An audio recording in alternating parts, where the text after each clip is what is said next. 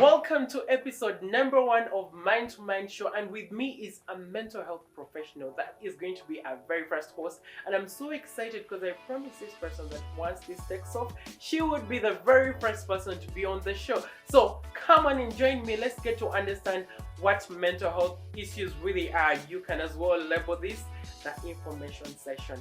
Welcome, come on in.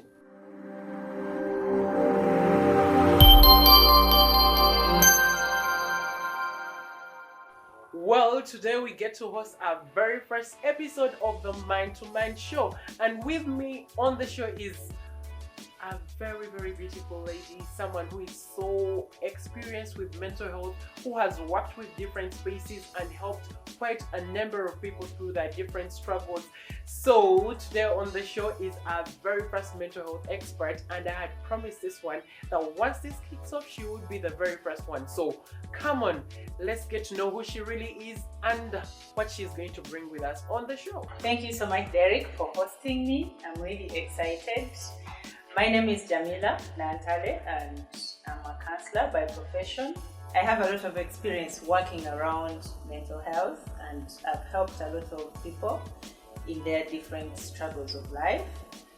I run an organization called Munange Counseling Center, which is founded in Entebbe, and our main focus is to create mental health awareness, to let people know and understand what mental health is, what it is not, how best they can help themselves in case they are confronted with mental health challenges and the like. So I'm really excited to be here. Thank you. Wow, it's quite interesting to find like minds that we share different ideas and goals and objectives with. I mean, we are also, as Mind to Mind, we are here to create mental health awareness and get people to know the different areas of support that are within their areas. So I cannot imagine there's actually been a Munange Counseling Center in Entebbe that I did not know about. Anyways, as we dive into the show, we are going to get to know more about what Munange Counseling Center does. But without any further ado, you mentioned something like getting to let people know what mental health issues are and what they are not. To begin with, we are here in our information session. So we are not actually here to diagnose people with that different mental health challenges or illnesses, but we are here to let people know this is happening and it is affecting us. So from someone who just hears this is a white people thing, that's what most people claim, it's a white people thing. For example, depression, I don't want to preempt your conversation, but like depression, they'll tell you, oh, this is affecting people out there, out of Africa. But you and I have the experience, we know it's affecting people. So what exactly are mental health issues? Thank you.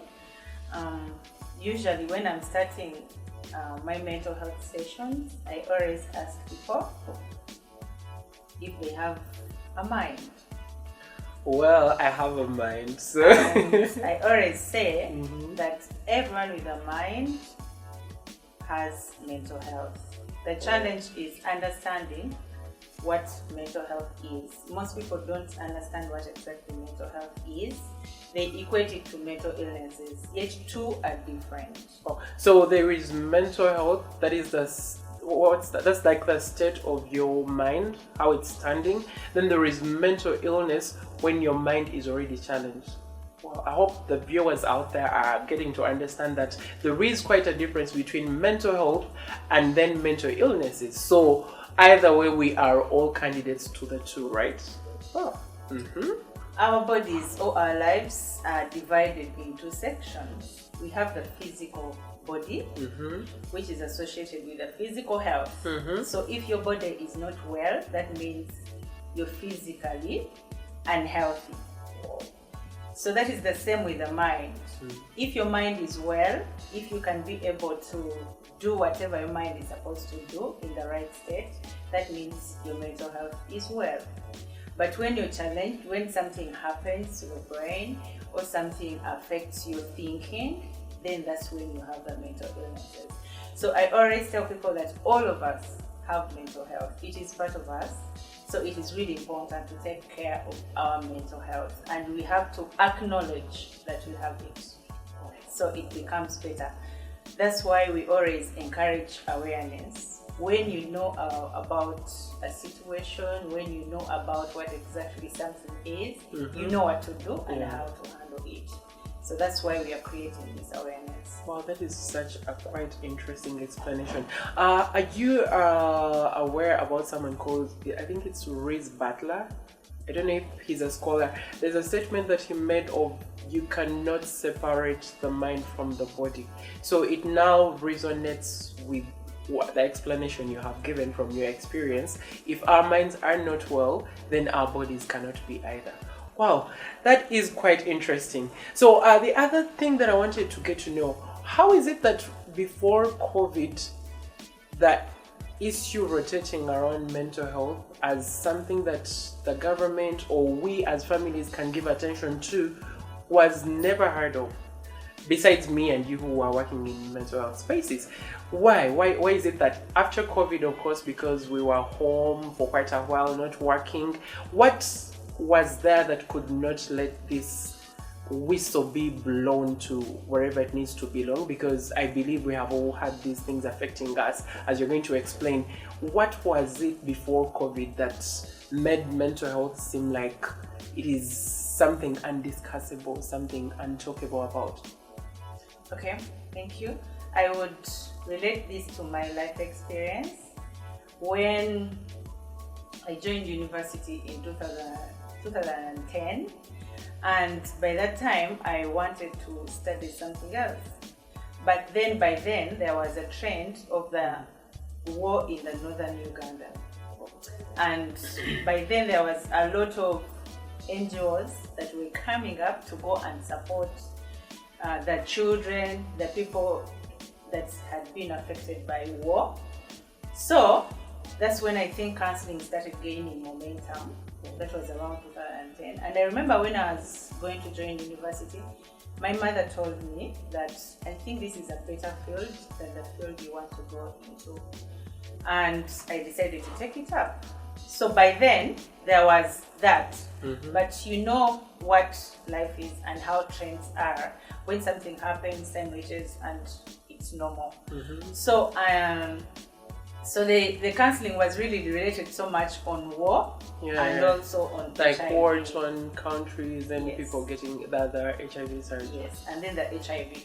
I remember when I was doing my practicum somewhere, they told me, when I had set in my application, they told me, unfortunately we don't have an HIV section, so we don't think we can fix you anywhere. So people really didn't understand. Wow. So it was like only about HIV and war-torn areas, and that also I think includes the refugees. That's why I think we've had a lot of organizations going through that. And it was really challenging, because I remember afterwards, when the counseling center came into the picture and I started working with them, and by then we would go to schools to provide mental health support, to provide psychosocial support to the children and also to the staff. But I remember I also faced a lot of challenges, because the heads of schools would ask, what exactly are you going to do? Do you think that these children have mental health challenges? So people really didn't understand what exactly it was, not until COVID. So the reason why COVID brought it up, it's because COVID locked us in and we identified ourselves. Actually, that's what mental health is about. It is identifying us. When you're faced with that depression or that addiction, it gets to you as an individual, not the people around you. So the people around you is just like the effect or maybe the actions that you're doing. But whatever mental health challenges are dealt with you. Did we get self-awareness at the wrong time? Yes, so it was like a blessing in disguise for us to get to understand ourselves better. Just imagine a father who used to just go to work, wake up in the morning, go to work, come back at night very tired, takes a shower, eats supper and then sleeps. And it's the routine, day in, day out. They no longer get that chance to interact with the children. They don't even know how the children play. Just imagine right now they're at home, seated, seeing and noticing every bit of what the children are doing.